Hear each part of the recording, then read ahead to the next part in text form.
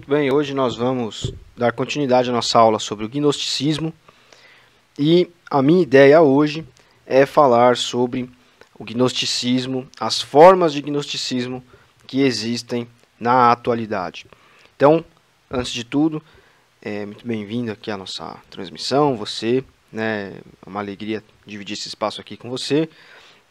Não esquece, né, se você puder, já curte aí o vídeo, põe um joinha aí pra gente, para ajudar no engajamento aqui do canal da igreja. E também, enfim, faz um comentário se você tiver alguma coisa que você quer falar, né, aí nos comentários.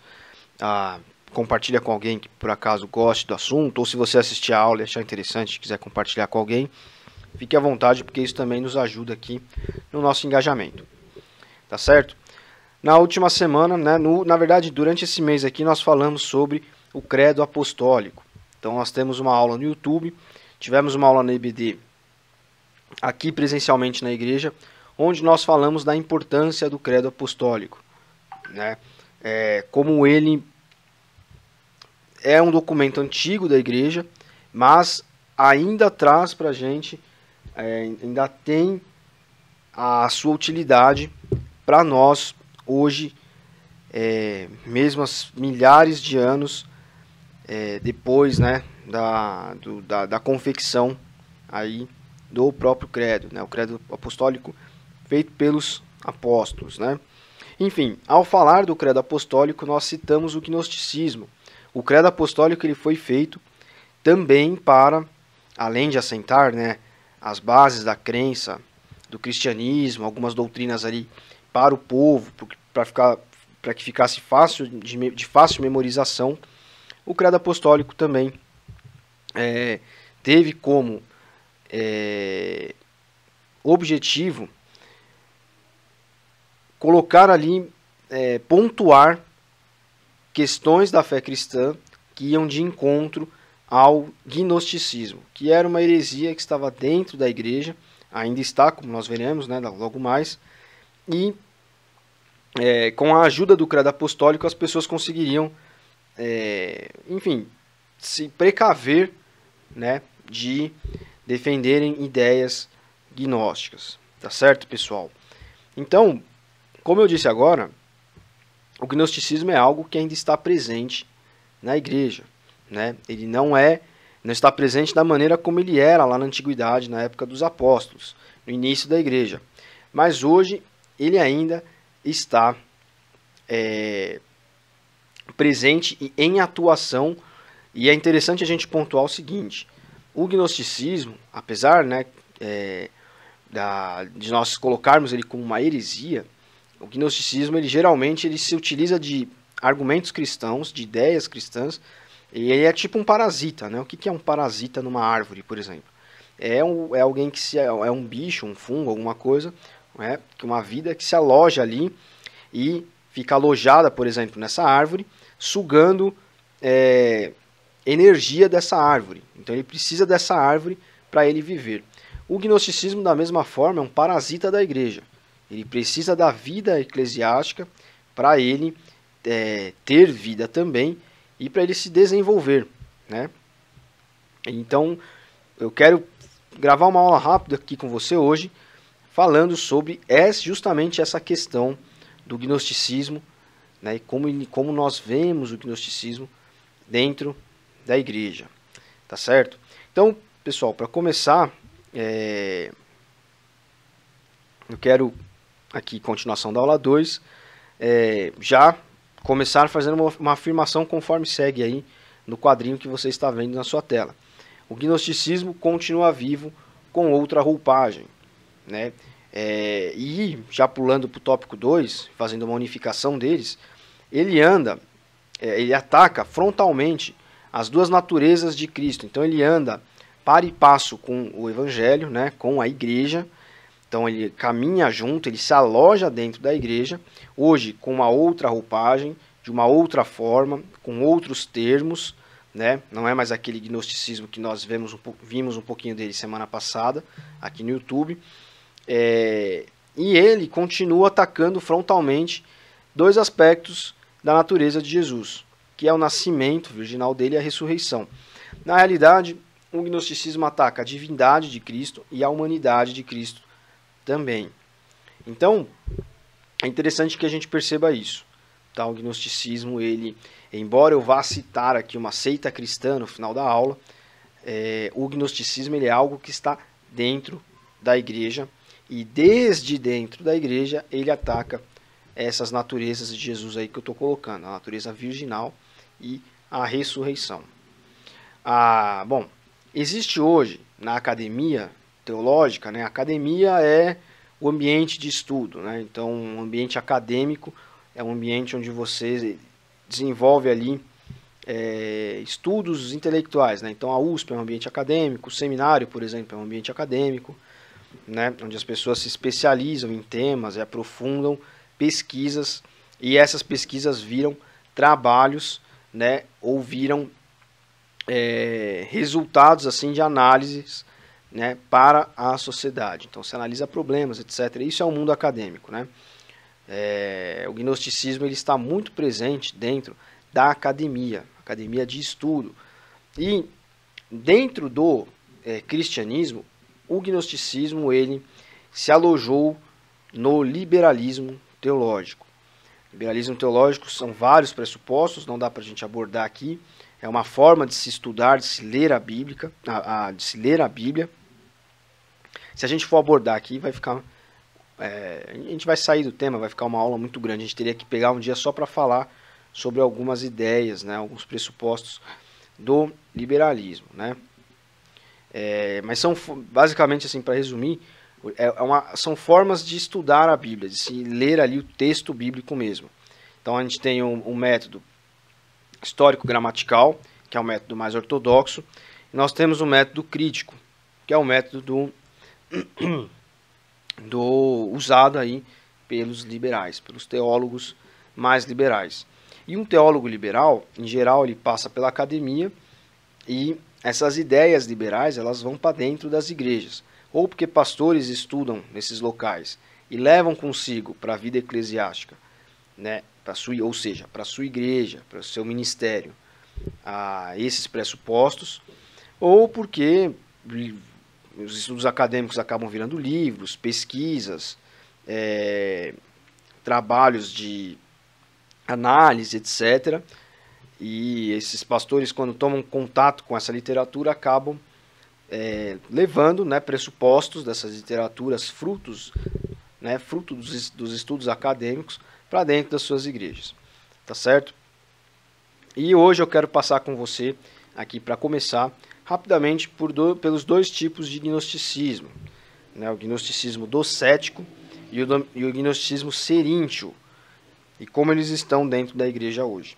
Como eu falei agora há pouco, o gnosticismo ele ataca a divindade e a humanidade de Cristo. O gnosticismo seríntio levou esse nome aqui por conta de um dos fundadores lá atrás do gnosticismo. E o alvo principal dessa corrente gnóstica era negar a divindade de Jesus. Já o gnosticismo docético vem de uma palavra grega que significa aparência. E aí, essa linha do gnosticismo dizia que Jesus era uma mera sombra de realidade, né? Mais ou menos aquilo que eu falei na aula passada, algo como se fosse assim, um fantasma, né? Ele tem uma aparência de corpo humano, mas ele não é um ser humano, né? Ele é algo que está ali transitando entre o mundo material e o mundo imaterial. Então, esse é o gnosticismo docético. Esse gnosticismo negava a humanidade de Cristo. E aí, por que eu estou falando isso para você?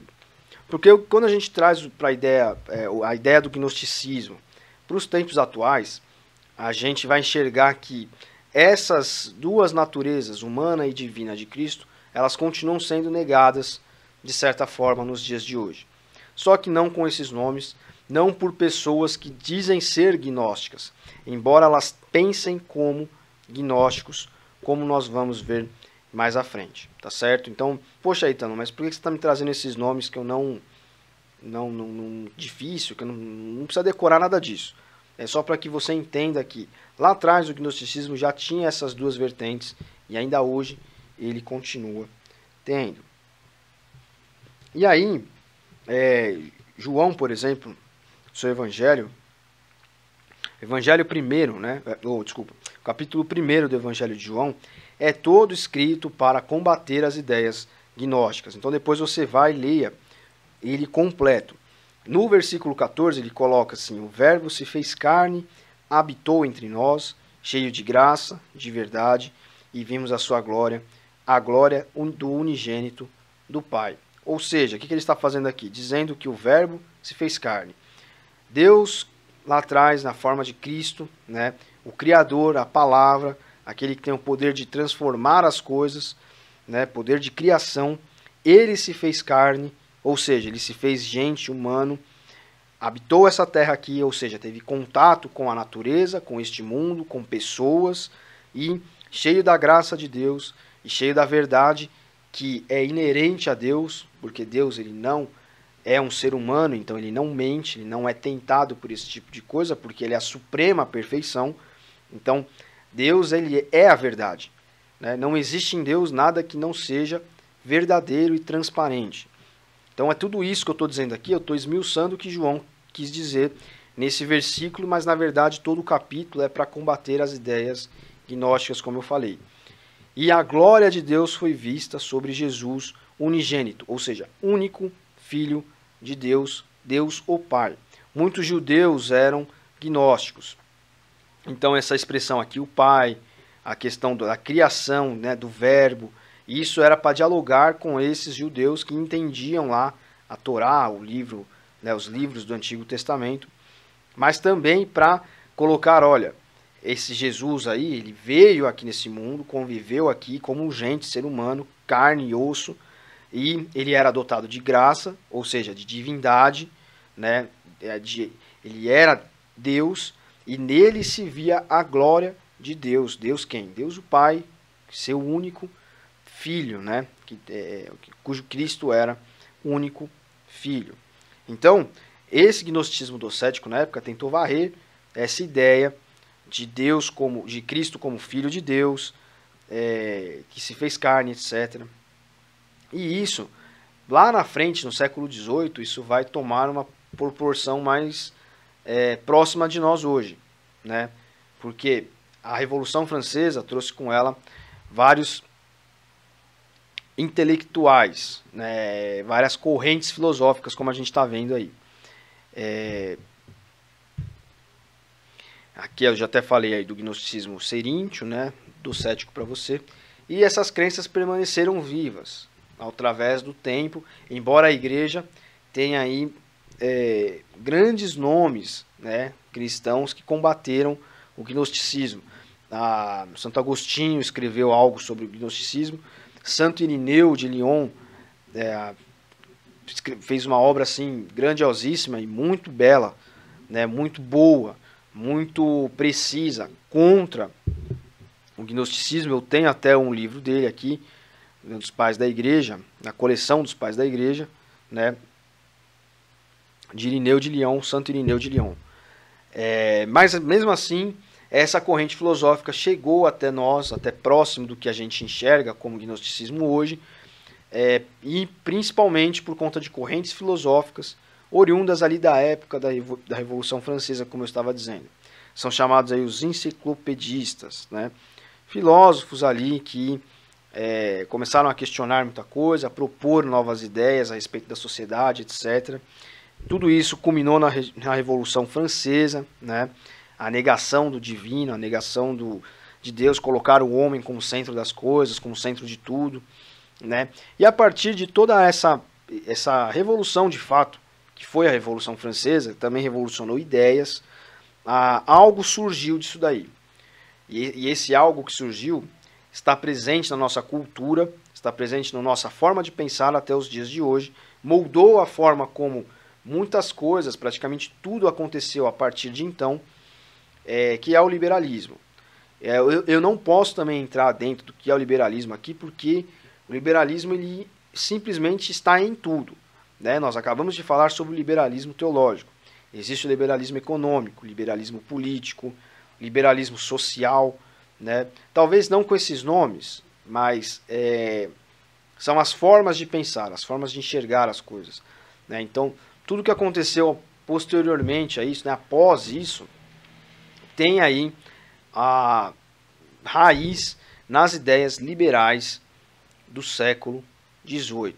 Né? Então, como eu coloquei aí, ó, a partir da Revolução Francesa e das ideias iluministas, o liberalismo se espalhou em várias frentes e se instalou no cristianismo dentro da academia. No meio cristão, nós costumamos chamar de fato de liberalismo teológico. Né? No meio econômico, também se chama de liberalismo econômico. Né? No meio social, chama-se libertarianismo. Né? No meio político, veio moldar essas ideias de democracia, as democracias liberais, por exemplo. Né? No meio político, enfim, é uma ideia toda torta de democracia que a gente teria que parar um tempo só para ficar nisso. Eu me apoiei em 2 materiais para preparar essas aulas.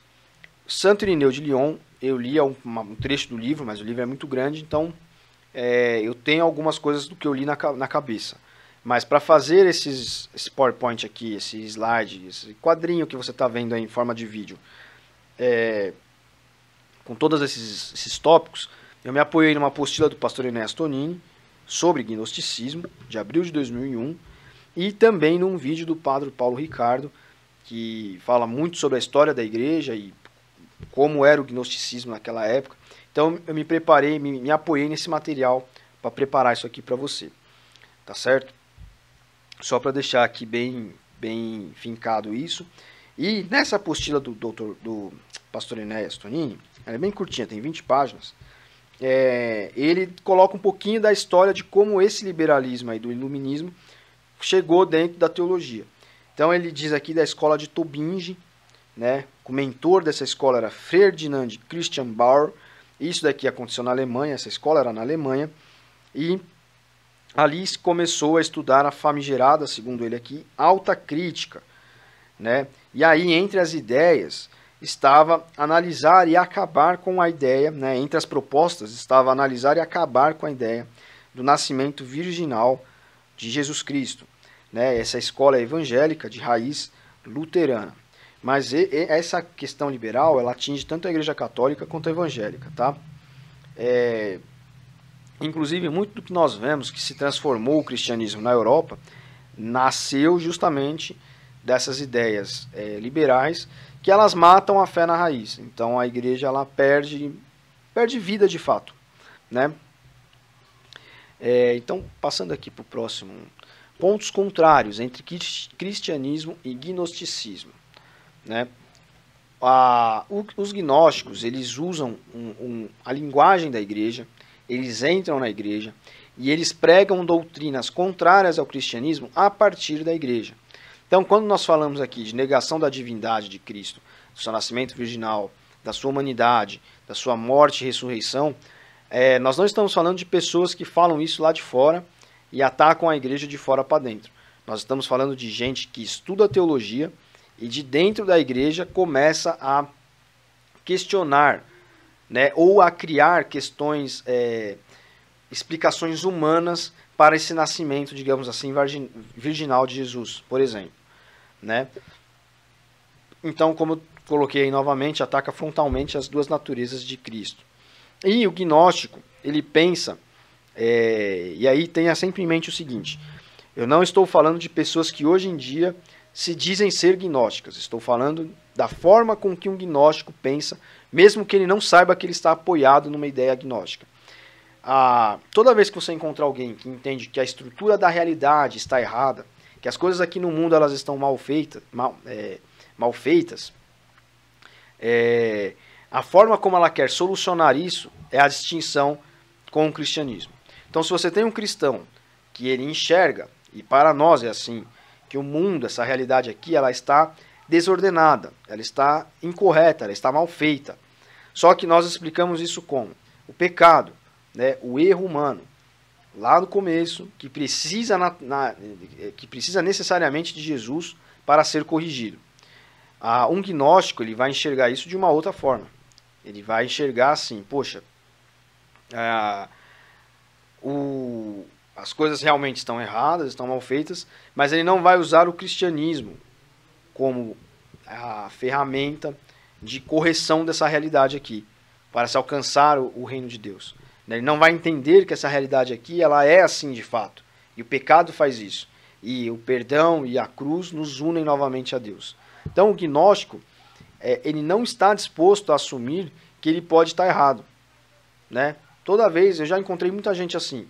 Você encontra pessoas que sempre têm uma solução. A solução está na ideologia, está na forma de ação da igreja, nisso, naquilo. Né? Então o mundo está errado e precisa de uma solução. E essa solução ela é sempre uma salvação humana possível. Nunca é a miraculosidade, né, da ação divina. Então a salvação para eles tem uma forma e vem pelo conhecimento. Né? Então geralmente um revolucionário, por exemplo, que eu até coloquei aí, uma revolução que destrua o mundo, né, para destruir o mundo caído e construir um futuro como deveria ser, um futuro perfeito. Então olha, nós vamos acabar com a ideia de homem e mulher para construir o quê? Mas para que você vai fazer isso? Não, para construir o futuro onde não haja mais machismo nem feminismo, por exemplo. Isso é uma ideia revolucionária. Não, nós vamos acabar com o conceito de família. Para quê? Para que nós alcancemos uma sociedade onde todos tenham, sei lá, direito a não sei o quê, enfim. Não sei se você está compreendendo. Nós vamos acabar com a igreja, com a ideia de igreja, para que no futuro as pessoas possam viver um cristianismo puro, né? Então, essas são ideias, e toda vez que você vê isso, é uma ideia revolucionária. Por isso que o comunismo, o marxismo, eles são revolucionários. Eles estão sempre tentando destruir a ordem atual com a desculpa, com a alegação de que no lugar eles vão construir um futuro promissor, ou que eles estão buscando um futuro promissor, um futuro perfeito, né, um paraíso. Então isso é uma ideia gnóstica. Por trás de todo esse pensamento que eu estou dizendo aqui, está uma ideia gnóstica. Que o gnosticismo pregava justamente isso. Que um demiurgo, um deus mau, criou essa realidade nossa aqui. E essa realidade nossa aqui, ela é horrível e ela precisa ser destruída. Né? Então, é mais ou menos isso que vai acontecer. E aí as tentativas de se anular o efeito da cruz de Cristo. Eu coloquei alguns exemplos aí. A própria teologia liberal, a teologia da missão integral e a teologia da libertação, que elas tinham, né, até um tempo atrás, um fundo marxista bem forte. O marxismo, vale lembrar, ele é fruto dessas ideias liberais também do século XVIII, né? Ele é uma coisa que vai nascer mais para frente, no século XIX, mas já nessa esteira de modificações que aconteceram no século XVIII, né, darwinismo também, outras coisas. Hoje elas têm uma outra roupagem, né, mais assim,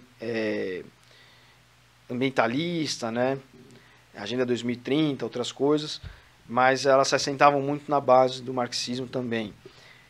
Teologia liberal, como nós estávamos falando, né, de dentro da igreja, só para eu exemplificar para você, de dentro da igreja a pessoa vai pegar e vai explicar assim, olha, essa ideia de que Jesus curou o leproso, não é que ele curou o leproso de fato, ele incluiu o leproso na sociedade, ele se aproximou do leproso e trouxe ele para o meio das pessoas, porque o leproso, vale a gente lembrar que ele vivia longe da cidade, existiam vales, que é como se fosse um vale de morte mesmo, os leprosos eles ficavam bem longe porque a doença era contagiosa. Então, como que um liberal, como que alguém que está dotado dessa consciência gnóstica, sem saber, ou, enfim, vai trazer isso para dentro da igreja? Como uma explicação dessa? Não, gente, não é que Jesus curou. Você não pode ler a Bíblia de maneira aqui plena, né, de maneira literal. Aqui está querendo dizer que Jesus trouxe o leproso para perto, ele se aproximou o leproso das pessoas, ele incluiu o leproso socialmente. E isso o autor colocou como a cura. Então veja só, o que está negando aí? A divindade de Cristo, o poder dele de curar. Né? No nascimento virginal de Jesus, não. Isso o autor usou para explicar um efeito do que Jesus era. Mas é claro que José ele teve um coito com Maria, e desse coito, né, Maria concebeu Jesus. Ou seja, está negando o quê? Jesus, a divindade de Jesus, o nascimento, virginal, né? Ah, não, a ideia de que Jesus ressuscitou, não é bem isso. A ideia, o autor coloca que Jesus ressuscitou, mas na verdade a ressurreição de Jesus é o fato das ideias dele, daquilo que ele pregou, ter se mantido vivo nas pessoas ali, né, nos seus discípulos, nos apóstolos, e esse ensino foi passado à frente. Então, perceba, o que é isso? Isso é a negação da humanidade, da divindade de Jesus, né? Só para você entender como isso se aloja dentro da igreja e começa aí a nascer como um parasita mesmo, em uma árvore. Um carrapato é um parasita, né? Acho que aqui fica um exemplo excelente para todo mundo. O carrapato é um parasita, ele vive ali sugando a vida daquele animal que ele está, seja uma mula, um cavalo, um boi, um cachorro, né? Um gato. O pastor Enéas aqui faz uma abordagem muito interessante para negar, para também como uma espécie de negação dos nossos tempos da humanidade de Cristo, que é argumentos que ele aqui combate, ele até coloca como irrisórios, contra a comemoração do Natal. Deixa eu só encontrar porque... aqui, achei. Está para frente da onde eu estava. Ele fala aqui, deixar de comemorar o Natal de Jesus, como vimos as pessoas fazendo, é negar que Jesus veio em carne. Então ele coloca aqui, tem um momento que ele coloca até eu queria encontrar a frase que ele usa aqui, ó, pseudo-argumento é grande, né? Se não, vejamos alguns. Qual o argumento contra o Natal que as pessoas usam? E eu já ouvi muita gente dentro de igreja fazendo isso. Não se sabe com precisão quando foi a data da comemoração do Natal. Foi uma invenção do imperador Constantino. É uma festa de origem pagã. Tornou-se um dia apenas para a glutonaria. Virou uma idolatria entre evangélicos e cristãos. E ele coloca aqui, nada disso procede ou resiste à prova. No fundo, isso tudo está a repontar o nefasto docetismo, que é a negação da humanidade de Jesus gnóstica, que tenta negar a humanidade de Jesus. Né? 2 João, versículo 7, responde, muitos enganadores têm saído pelo mundo afora, os quais não confessam Jesus Cristo vindo em carne. Esses são enganadores e anticristos. Né? Ele coloca aqui um grande, pernicioso e perigoso atentado contra a humanidade de Jesus, portanto, contra o seu nascimento virginal, que veio em carne, é o combate à comemoração do Natal. Então ele coloca aqui que, por exemplo, negar a comemoração do Natal equivale a negar que Jesus veio em carne. É certo que nos 3 primeiros séculos da era cristã não se comemorava o Natal, isto é, o grande milagre do Verbo eterno que se fez carne e habitou entre nós. A perseguição imperial contra os cristãos era bárbara e cruel. Só se abrandou com Constantino. Saibam, porém, que a comemoração do Natal como hoje conhecemos não foi instituída por esse imperador. Os persas adoravam a deusa Luz. No último ano que procedeu o nascimento de Jesus em carne, os romanos, à semelhança dos persas, celebraram o Natalis Solis Invicti, o despontar do sol nascente no dia 25 de dezembro. Os cristãos, a partir de 337, passaram a comemorar. Ele coloca uma nota. É comemorar, né? Note-se que é comemorar, porque ninguém sabe ao certo quando Jesus nasceu. Nem o ano sabemos, quanto mais o dia, nem o mês. Posso comemorar o meu aniversário, ele continua, natalício, no preciso dia em que eu nasci, ou no outro qualquer. Os mitraístas celebravam o sol, e nós cristãos celebramos o Criador do sol. E aí ele coloca aqui em seguida um texto que eu já li. Deixar de comemorar o Natal é negar a letra do Novo Testamento, negar que Jesus veio em carne. Com árvore de Natal... vou só ler mais um trecho aqui antes da gente passar para as seitas ali. Continuemos, pois, a celebrar o 25 de dezembro, Natal de Jesus, na humilde estrebaria de Belém, com louvores a Deus, fazendo coro com os anjos, com orações, com festas, alegrias, pois nesse dia nasceu o Salvador, que é Cristo Senhor. Com árvore de Natal ou sem ela, com presépio ou sem ele, damos glórias a Deus, muitas glórias, porque estamos comemorando o maior milagre na história do homem. Jesus nasceu em carne e armou a sua tenda, né, ou seja, viveu entre nós, e continua conosco na pessoa do Espírito Santo. Então veja, eu já vi muito crente usando esse tipo de argumento. Porque o Natal é só presente, é só árvore de Natal, é só não sei o quê. O Natal é uma festa importantíssima, nós precisamos manter a nossa cultura cristã. Nós precisamos comemorar Natal, comemorar Páscoa, comemorar outras datas importantes, como Domingo de Ramos, por exemplo, enfim, e outras festas que mantêm a nossa lembrança das coisas, né? É muito importante. E aí, para encerrar, seitas cristãs como os Testemunhas de Jeová também são efeito do gnosticismo. Isso o pastor Enéas também coloca aqui, né? É uma conjugação dos dois, porque tanto o Testemunho de Jeová nega tanto a divindade como a humanidade de Cristo. Então é uma união do que antes foi o gnosticismo seríneo e o docético, né? Tal qual a teologia liberal, os Testemunhos de Jeová também negam as duas naturezas de Jesus. Eu não vou abordar aqui a doutrina do Testemunho de Jeová, porque a gente vai escapar do tema da aula, vai fugir, mas o Testemunho de Jeová ele não enxerga, né? Isso aqui, basta você saber disso. O Testemunho de Jeová ele não enxerga a figura de Jesus como nós enxergamos, né? Tanto que eles são testemunhas de Jeová, e não testemunhas de Cristo, né? Então, eles substituem o valor redentor do Filho de Deus. Negam a humanidade de Jesus, negam a divindade também, tá? Então, ele coloca aqui que o Testemunho de Jeová é um evangelho vazio de poder, sem cruz, sabedoria humana, de riquezas mundanas, legalista e escravo, isso é verdade, isso é muito bom pontuar, que não transforma, não santifica, não tem esperança, não tem vida, não tem salvação, se envergonha da cruz e trata o sangue de Jesus como ineficaz. Bom, aqui eu quis trazer um panorama para você a respeito de como o gnosticismo se mostra hoje em dia, tá? Dentro da igreja. O gnosticismo está dentro da igreja. Então, às vezes alguém olha e fala, nossa, por que o Ítalo fica repetindo essas coisas, falando desse negócio aí que não tem nada a ver com Bíblia, com o que eu vivo no meu dia a dia, apenas para te alertar, apenas para que você perceba que lá uma seita lá de trás, que se manifestou dentro do cristianismo, tinha envolvimento de judeus, né, foi pensado por judeus, e dentro da igreja, só por exemplo, davam valor à salvação de Cristo apenas para os circuncidados, colocava a circuncisão como uma ideia em pé de igualdade para a salvação, como a crença em Jesus, e outras coisas erradas, como isso ainda está presente nos nossos dias, dentro da academia, dentro de seminários, né? Nós somos ortodoxos aqui na nossa igreja. A Ibrava é uma igreja ortodoxa, é uma igreja que entende que a Bíblia é a regra de fé e prática, o que está ali é o que aconteceu. Nós temos fé que Deus criou o mundo, que Jesus nasceu virginalmente, que ele morreu e ressuscitou, como está no credo apostólico. Então, essa aula aqui foi só para te mostrar que o perigo está mais perto de nós do que nós imaginamos. Então não ouça qualquer um na internet, não pesquise qualquer coisa e tenha isso por verdade, por certo.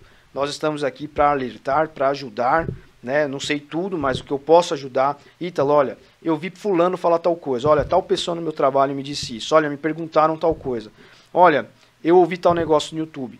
Você já ouviu falar disso? Olha, se eu não souber, eu vou pesquisar e vou te trazer uma resposta. Olha, isso está dentro da nossa tradição de igreja cristã, isso é bíblico, isso nunca foi falado, isso daí ó, é perigoso, né? Para que você possa ter uma instrução.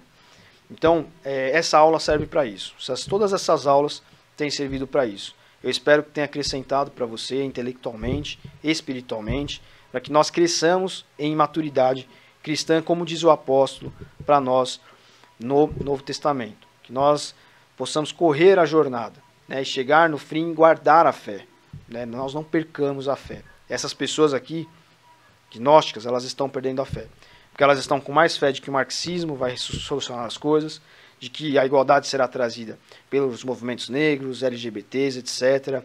Ou que nós precisamos explicar de uma maneira humana como foi o nascimento de Jesus, ou como foi a sua morte, sua ressurreição. Precisamos explicar de maneira humana os milagres.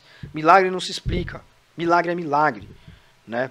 Milagre que Jesus fez, milagre que um santo exerceu, alguma coisa assim. Milagre é milagre. Milagre não se explica. Quando a pessoa quer explicar o milagre, é porque ela quer tornar aquilo imanente, quer tornar aquilo algo deste mundo, algo do gênero humano, né? Então, que hoje nós possamos estar um pouquinho mais vacinados com isso. A minha intenção com essa aula foi vacinar você um pouquinho sobre isso e trazer algo diferente para você, para que você cresça em maturidade, intelectualmente, nós estejamos mais robustos, nossa fé seja um pouquinho mais robusta. Então, se você gostou desse vídeo, manda para alguém, compartilha, curte. Tem alguma dúvida? Pode comentar que a gente vai atrás da resposta e deixa aí para você, tá bom? Se precisar de material, a gente também disponibiliza. E é isso. A gente vai aqui ajudando, trabalhando em favor do reino de Deus, como a gente publica sempre lá no nosso telão aqui nos cultos. Tá bom? Deus abençoe você. Obrigado aí por você ter ficado comigo, pela paciência de aguentar aqui o Ítalo falando sem parar. E se Deus quiser, domingo nós estaremos juntos aí na igreja. Tá bom? Deus abençoe você. Até mais.